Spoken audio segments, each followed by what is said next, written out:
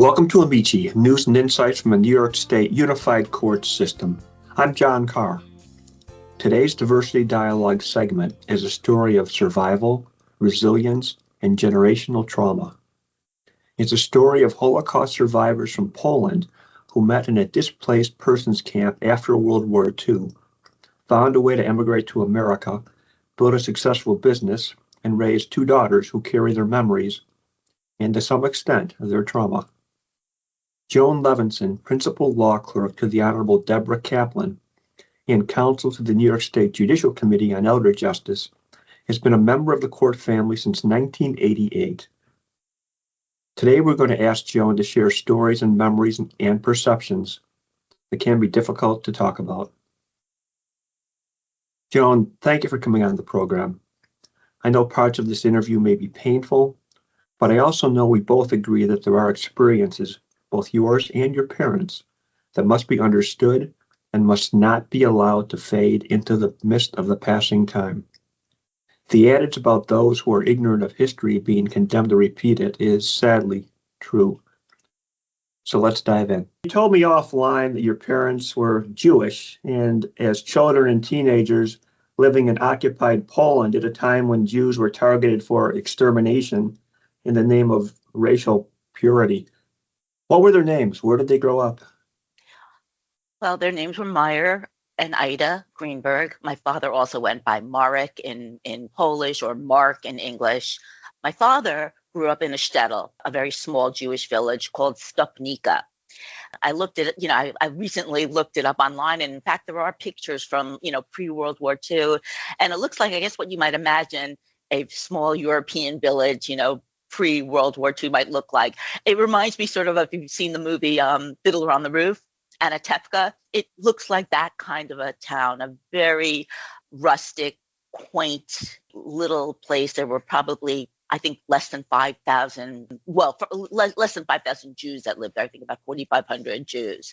My mother, on the other hand, came from one of the largest cities in Poland. It's called Lemberg. I think it was the third largest city. It's also known as Lvov. It was a large city, as I said, a cosmopolitan city. They couldn't have had more different beginnings in life. And what happened was right around the start of the war, my father, I don't know how, he was a young teenager, knew or believed there was going to be trouble. I guess that's the understatement of the century, trouble. And he ran away as a young teen. He lived very close to the Russian border. He ran away and joined the Russian army. And he spent the entire war fighting in the Russian army. So that would have been somewhere like the invasion, that the Nazi invasion of Poland, I think, was 1939. Well, so that would have been around that point, right? I think right around that time. Even as a child, he saw the writing on the wall. And I don't even know how they got news, in these small villages, how news traveled to them and how he was aware. I never really, I kind of wish I had asked more about that. The Germans actually came into Stopnica in September 1939, and they immediately burned down the entire Jewish quarter, and they established a ghetto there in Stopnica. And then all the most of the Jews, about 3,000, were ultimately transported to Treblinka, which was an extermination camp. About 1,500 young Jewish people were sent to a labor camp. And then there were about 400 sick or disabled people that they just murdered right on the spot in the town. Did your father see that? Do you know? No, he heard about this later. It won't surprise you if I tell you there are no Jews in Stopnica now. It does surprise me, actually. Yeah. Now, with respect to Lemberg and my mom, actually, the Germans didn't invade Lemberg till later. The Soviets were there, and the Germans didn't invade Lemberg till about 1941. Between World War I and World War II, there was a sort of large, vibrant Jewish community there. And when right before the Germans invaded, a lot of Jews from other areas of Poland came to Lemberg. So the population of Jews swelled to about 200,000. And when the Nazis came in, again, they established a ghetto and then began mass deportations. So what I understand is that pre-war Lemberg, there were about Jews made up about a third of the population, and they wiped out the entire Jewish community there. So I think out of 200,000 Jews, 800 survived. Imagine. Wow. 800 of 200,000. Now, my Now, mom, you mentioned the Soviets. You mean the Russians? the Russians were there. Okay. Yes, sorry. The Russians were there before the Nazis came in, and they came in a little bit later. That's why people from other parts of Poland were swarming to Lemberg at the beginning of the war, thinking it was a relatively safe haven, which ultimately turned out not to be. But So they were invaded by one country and then another one and in a then very short another. period. Yeah. Apparently, Lemberg kept changing size, a country. So Rather fluid it borders. was very fluid. Yes. Now, my mom's parents were somehow able to obtain false identity papers for my mother that identified her as a Catholic girl, and he was allowed to then go and work in a labor camp rather than be transported, rather than living in the ghetto and transported to a Let's death back up camp. 1 second. Approximately what year are we talking about here? I think we're talking about 40, 41. So that's what she did throughout the war. She was actually in a labor camp, a munitions factory where, they made parts for different ammunition, I think for fighter planes. Now, I mean, it was infinitely safer being in a labor camp than being at a concentration camp, obviously. But, it was terrifying because she was a young girl, had to pretend to be someone she was not, was afraid she might, say something in her sleep, was not really well versed in Catholicism. She was Jewish, and the other girls were all Catholic, and somebody might suspect something. So I think she must have lived with an enormous amount of fear also. How much did your parents survived. talk about the experiences that they had? Well, when I was a child, they did not talk about it a lot. I knew that there were sort of, these secrets that lurked beneath the surface. Later in their lives, and as we grew older, they did start to open up more.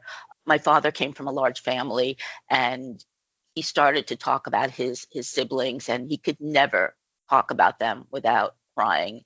He found it impossibly difficult to speak about them, but he did start to as he got older.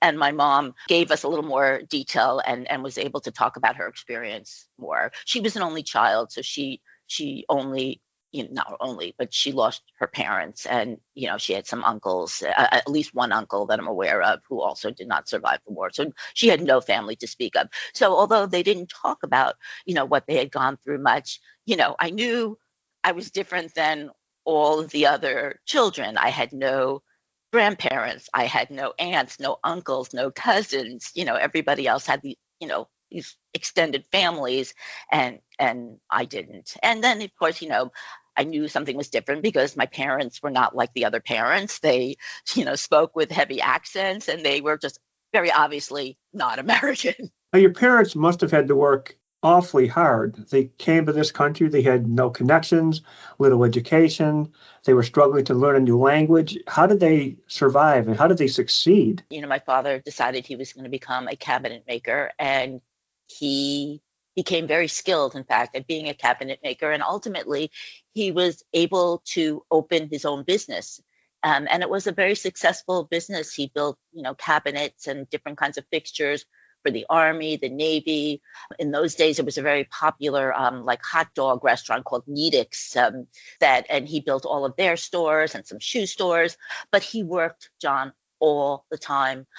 As a child growing up, I never saw my father during the week. We moved to Westchester County when I was a baby. That was like making it, right? Moving out of Brooklyn in those days to Westchester. But that meant he was traveling hours a day from Westchester to Brooklyn and working very, very long hours.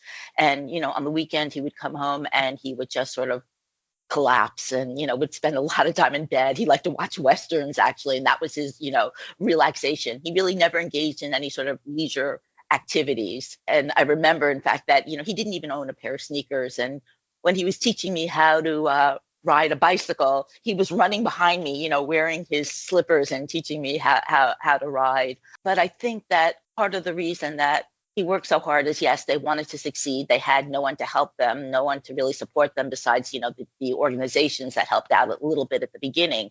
But I think they were deeply grateful that they had been spared. That was mixed with also tremendous sadness, and I think some amount of guilt. And I think by working hard, that was a way of dealing with that sadness and guilt as well. Survivor guilt? I think so. I don't know how anybody would not have that in those kind of circumstances. Well, what about you? If they hadn't survived, you wouldn't be here. Do you ever think about that? Yeah, I think about that a lot. Yes. Your parents obviously knew that their families had not survived. Did they know the circumstances? I don't know. There were, there were these Red Cross lists that came out all the time, and as we know, the Germans kept sort of meticulous records of everything they did. I'm not sure what they found out. They did not share that with us, and it's interesting. Until you asked to do this interview, I hadn't really wanted to know or hadn't, thought about it much. But now I think I would like to know if there are any lists, if there's anything I could find out. I'm going to stop you right there. You said you didn't want to know. Yeah, because it's all so unfathomable. And to see it, I think, in writing would make it just even more difficult to process. In any case, your parents both end up after the war in a displaced persons camp where they met. Where was that? That was in Backnang, Germany. It's near Stuttgart.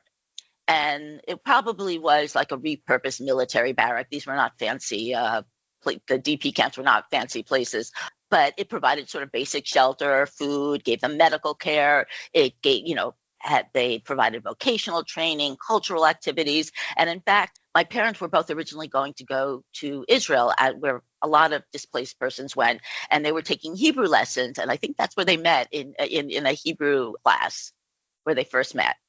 Yet they ended up, instead of Israel, in the United States.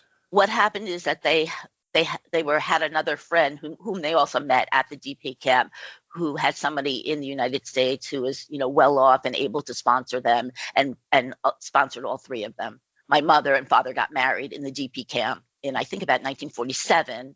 And then they all came over. The three of them came together, being sponsored by a cousin of the other woman, whose name was Frida. Now, 1947, so they were in the displaced persons camp a couple of years, it sounds like. A couple of years, I think so. Couple of years. Wow, that's a long time to be displaced. It is a long time. Yeah, it is a long time to have, nothing and no one. And they, they forged new relationships, I guess. And my parents found each other. They never would have found each other, right? Had the war not happened. They came from such vastly different, backgrounds. Young people, probably with not a ton of education. They're newly married. They come to an entirely foreign country and a confusing city in itself, in New York City. Where do they live? How do they support themselves? They came here on a ship called the Marine Perch, and we actually have their embarkation cards. My parents saved everything, and my husband put it all together in this incredible scrapbook. So they actually sailed on April 12th, 1947. My mom told me that she was unbelievably sick on the ship. It was a miserable experience. I think it was like a 2-week journey, and I don't think she ever went on another boat or ship in her life that I can recall. But they did come here, and they did not go through Ellis Island at that time. I think they came to like a pier on the west side.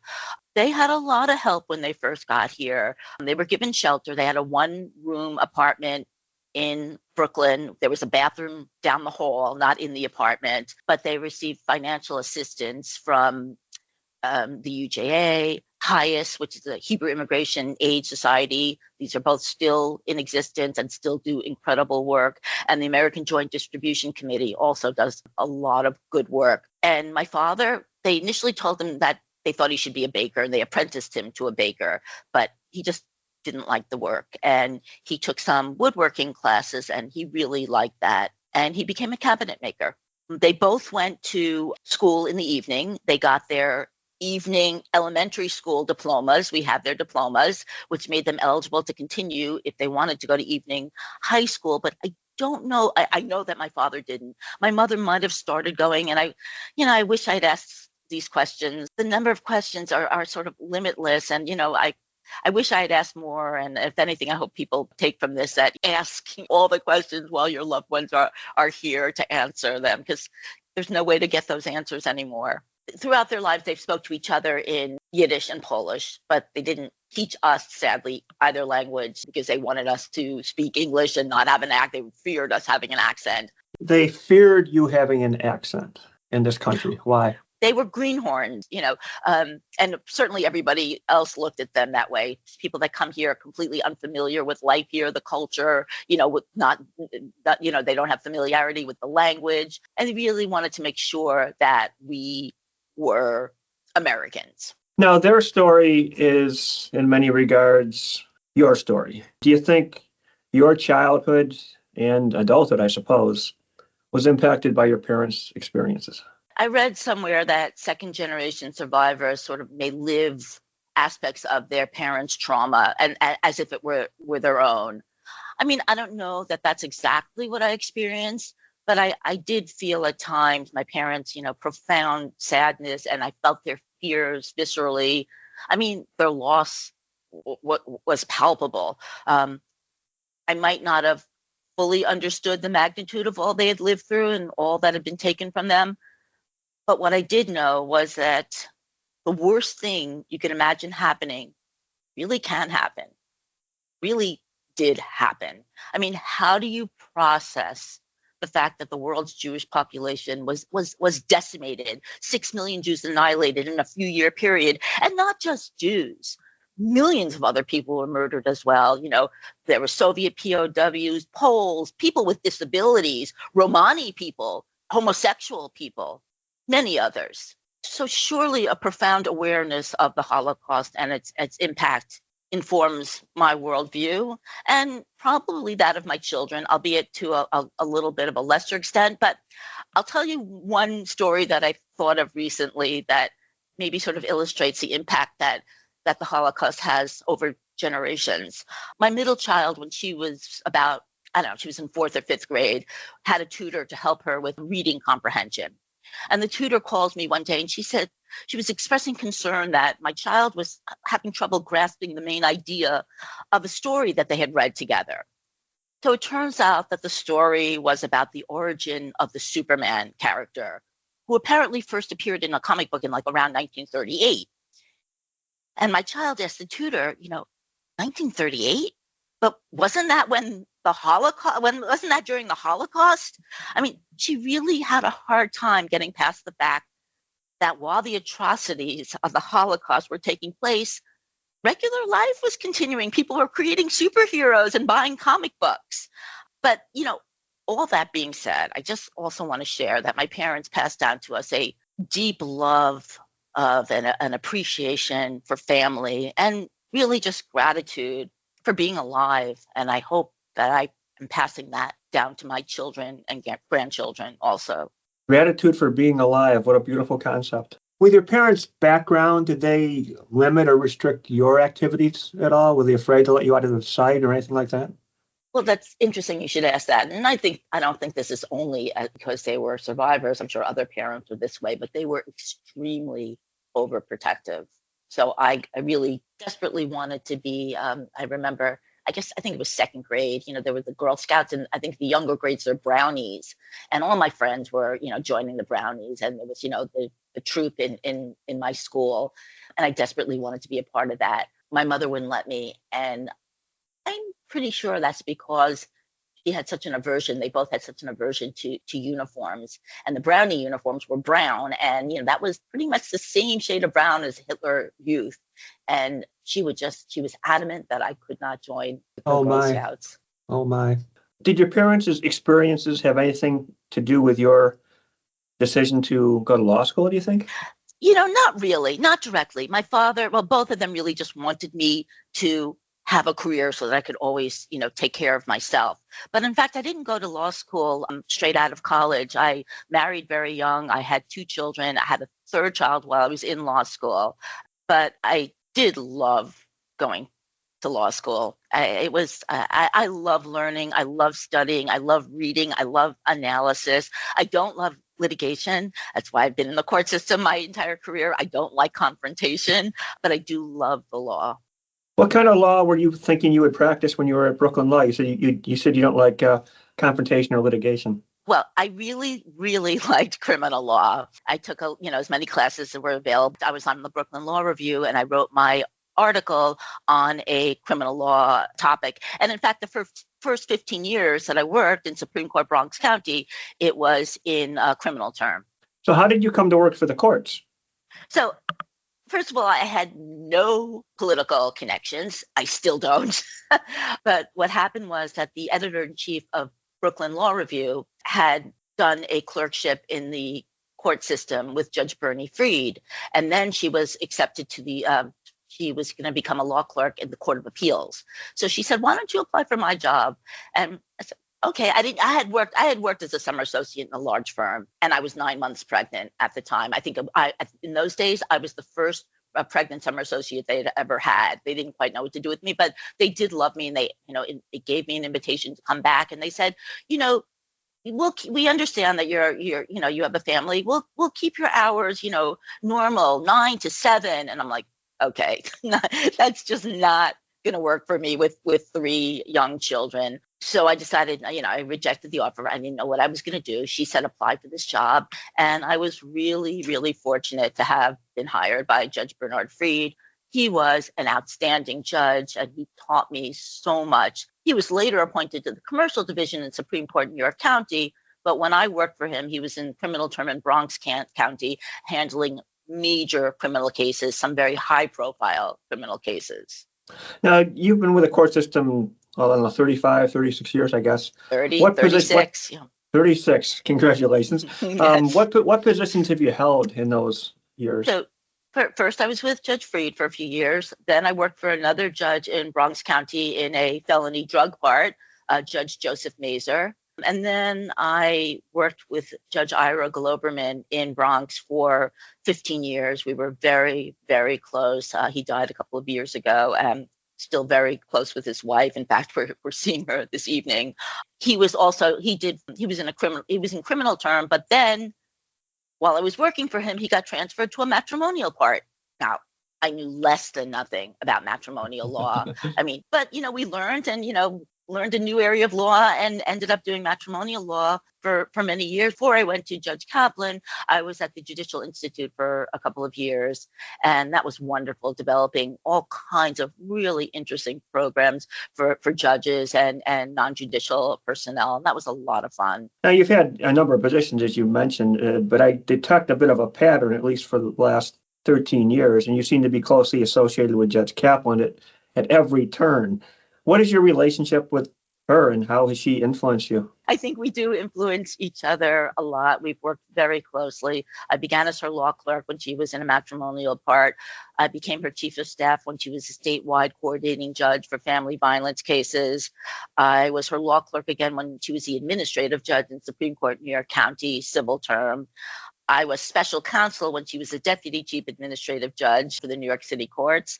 And now I am back to being her law clerk as she presides in a citywide alternative dispute resolution part. And we are just loving that. We've done this. We've been conferencing and doing settlement conferences in a lot of complex sort of civil matters for a long time, throughout the time she was administrative judge and when she was DCAJ. But now we're doing it full time, and we handle cases from all 5 boroughs and all different kinds of cases: personal injury, property damage, contracts, wage and hour, and matrimonial. And it's really exciting work. We have large calendars, but we can really spend the time to work on these cases and try to reach negotiated settlements. The other thing is that since 2015, Judge Kaplan has been the chair of the New York State Judicial Committee on Elder Justice, and I am counsel to the committee. And we do a lot of work on elder justice issues. And when I say elder justice, it encompasses so many things, legal, social, health, economic issues. And our committee is made up of judicial, non-judicial personnel, lawyers, social workers, medical professionals, academicians, law enforcement, financial experts, nonprofit service providers, and government agencies. We meet regularly. We have a newsletter, and we do a lot of training on and presentations on ageism, elder abuse, particularly financial exploitation, intimate partner violence in later life, issues surrounding divorce in later life. Recent moderated an elder justice panel as part of the New York City Department for the Aging. They had a 2-day national conference, a silver dawning in American cities. We presented remotely to all the Vermont probate judges on elder abuse. We went to the 7th Judicial District. This is just all in the last few months. So we went to the 7th Judicial District for their full day-long conference and presented on elder justice issues. We were at the Adult Abuse Training Institute in Albany doing a session on financial exploitation as seen in the courts, how it manifests in the courts. We had judges recently come from Korea to Richmond County. And I don't know, Korea has, I think, the largest aging population in the world. And they wanted to know how we were, dealing with elder justice issues. So we did a full presentation with them. And every time we do these presentations, or many times, we have people from our committee join us from outside of the court system. We present to summer interns. We go to the Women's Bar Association conference, annual conference, and do presentations. We're really focused on raising awareness about elder abuse and the role of ageism in fostering and promoting elder abuse. It seems to be an emerging and somewhat new area of law. I mean, I think not that long ago, nobody was talking about elder law. I think that's really true. And when the judge was appointed the statewide coordinating judge for family violence cases, the thought was that you would oversee, and she did, the domestic violence courts and the integrated domestic violence courts. But what she said at that time to, when she was offered the position, she said, yes, I would love to do this, but I also want to make elder justice a large component of what this office does. And she did. And that was almost 10 years ago. And we have just not stopped. And we've just seen enormous changes. And in fact, right now we have the governor's, master plan for the aging. And I was fortunate enough to be, appointed to some subcommittees. And we just did a roundtable yesterday. So it's really, the awareness around these issues has grown dramatically over the last 10 years. And I'd like to think we had some tiny, role in that growth and awareness. I think it was more than a tiny role. But now, to take it a little bit of a step back, do you think that knowing what you know about the dangers of totalitarianism, you have a heightened recognition of the importance of the rule of law and an independent judiciary? The rule of law is critical. I believe we have an independent judiciary, and certainly in this state, I have the highest regard for our judiciary, and I've had a lot of experience here. Yes, and we've seen what happens, when there's totalitarian government. There certainly wasn't an independent judiciary under the Nazi regime. There was not. You said earlier that the trauma your parents experienced was, to at least some extent, passed on to you, and I would imagine some of your own trauma, hopefully less, found its way to the next generation. Is that true? It informs the way I see the world. And I think to a lesser extent, but also it informs the way my children see the world. Well, the way you see the world and the way you see your job and the way you see the judiciary, right? I think that's true. Now, back to the present. Your personal life. You mentioned you have a husband, children and grandchildren?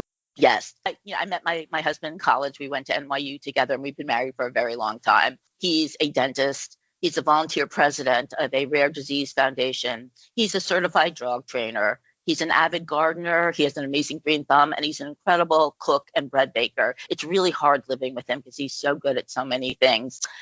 And I should mention that, cooking is not so easy necessarily because we're plant-based. So every day he's coming up with these incredible creative, vegan dinners. So I'm very fortunate to have met him when I was young and for us to have stayed together through thick and thin. Met at NYU. We were in the library at the Bopes, that iconic library at NYU in the basement. I was studying, he was sleeping, and we started, he woke up, and it just happened that a friend came by who knew both of us. He was in the dental program. My husband was in a 6-year undergrad dental program, and this guy was with me in the scholars program and also was going to be a dentist. So he happened to know both of us, and we started talking, and that was it. I don't think we've spent 10 days apart since then, and that was a very long time ago. That's beautiful. That's beautiful. Yeah, and then my oldest child is a rabbi. He's a painter. He's a surfer. He's a yoga teacher. My middle child is an actor and a videographer, and she recently went back to school and received an MA from Columbia University in their School of Psychology with a specialty in spirit, mind, and body. And then my youngest is the dean of students at a pre-K to 12th grade school in California. So they're all slouches. They're all very high achievers, as are their parents, it sounds like. Yeah. In closing, if there's one thing you hope listeners take away from this interview, what is it? Well, I really thought about this, and I guess what I would ask people to take away, what I would hope they would take away, is that never make assumptions about people. You just don't know someone until you speak to them and hear their story. And, we all have an origin story, not just superheroes, and we should share it and ask others to share with us their stories. In that way, I think we come to understand each other better. We understand where we come, people can understand where we come from, what's important to us, what drives us, what angers us, what scares us, and what brings us joy. And we can understand all of those things about them as well. And then I actually have one other thing, practice gratitude. What great advice. Yeah, I think about that a lot. Let me ask you one other thing. It's a little bit unfair to spring this on you, but I'll do it anyhow. If I had the power to bring your parents back to you right now, what would you say to them? Or what would you ask them? A couple of things. I would ask so many more questions about their childhood and, maybe not probe too deeply as to what happened during the war, because that, might be too difficult, but certainly more about their childhood. And then right after the war, learn more about, the DP camp and everything they were going through and what they were thinking.